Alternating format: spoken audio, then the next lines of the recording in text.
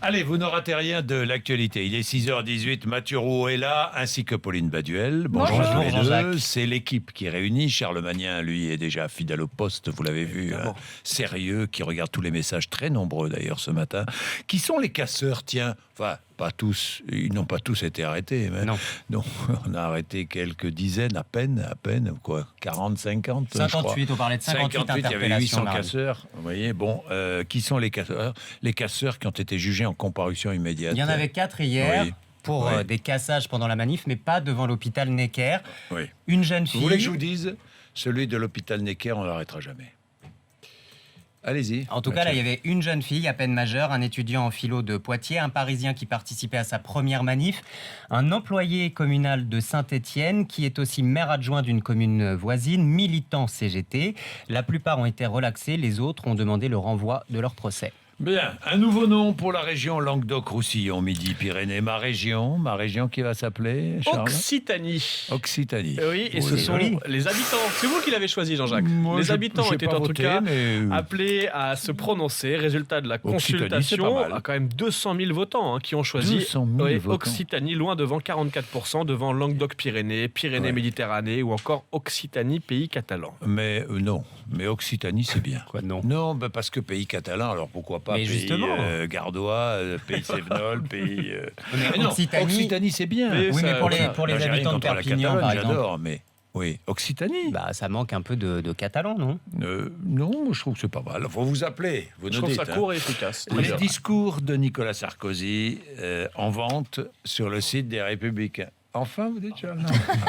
Je croyais avoir coupé mon micro. Tous les discours, Jean-Jacques. Depuis se prononcer lors de sa campagne présidentielle de 2012. Il y en a une douzaine en tout, pour la modique somme quand même, de 7 € le discours. Si vous voulez l'avoir chez vous, 7 imprimé. 7 € le discours. Ah oui, c'est pas donné. Oui. Non, c'est pas donné. Alors, il y a comment on dit, un pack complet, 40 € si vous voulez faire un petit cadeau et offrir tout c'est la fête des pères dimanche. Oui, voilà, si vous n'avez pas d'idée pour la fête des pères. Bon, c'est assez étonnant parce que c'est le seul à faire ça. Personne d'autre ne vend ses discours sur Internet. Je ne sais pas si ça rapporte. On se demande pourquoi. Sa candidature. Oui, mais de là à acheter un discours, c'est disponible. On avait fait un livre au début de l'année. On avait rigolé. Dont les bénéfices étaient reversés à une association pour les victimes. Qui va acheter les discours? Qui a acheté le livre de Manuel Valls?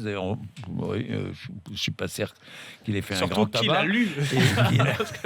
Qui va acheter les discours de Nicolas Sarkozy? Oui, pour l'avoir en format papier, je ne sais pas, pour l'encadrer peut-être. Peut-être. Il est 6h20, vous êtes sur RMC. Regardons un peu ce que nous avons. La Norvège, tiens, Charles Magnien, qui interdit toute déforestation, ne coupe plus d'arbres en Norvège. C'est à peu près ça. En tout cas, le Parlement vient de voter une loi qui implique que désormais, aucun marché public ne sera passé avec une entreprise dont les produits, dont les marchandises ont contribué ou vont contribuer à la déforestation. En clair, aucune entreprise qui est coupable de déforestation ne pourra être impliquée dans un marché public. Premier pays au monde à engager cette Alors l'objectif, c'est zéro déforestation, mais pas avant 15 à 20 ans, précise le Parlement norvégien. Bien. Pauline Baduel, le PIB de la Californie dépasse celui de la France. Moins peuplée que l'Italie, plus petite que l'Espagne et désormais plus riche que la France. C'est comme ça qu'on qualifie cet État de la côte ouest américain. 2500 milliards de dollars de richesses produites en 2015. La France en est à 2400 milliards. C'est le résultat d'une croissance forte. 4% de croissance en Californie. C'est 4 fois plus qu'en France, 2 fois plus que la croissance américaine. Alors cet État est bien sûr boosté par l'industrie des nouvelles technologies. Vous savez, il y a toutes ces entreprises, Apple, Facebook, Google.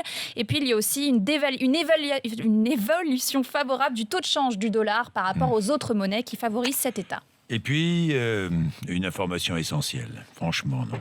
Mathieu Rouault, vous avez une information essentielle. Au lit, les hommes tiennent en moyenne, je ne donne pas le résultat, en moyenne, c'est une moyenne. En moyenne.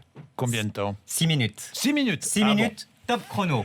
On a testé 500 couples en Turquie, aux États-Unis, au Royaume-Uni. Voilà, ils devaient se chronométrer pendant l'épreuve pour tenir la distance. 6 minutes. Alors, attends chérie, j'appuie sur le chronomètre et on y va. C'est une épreuve sportive.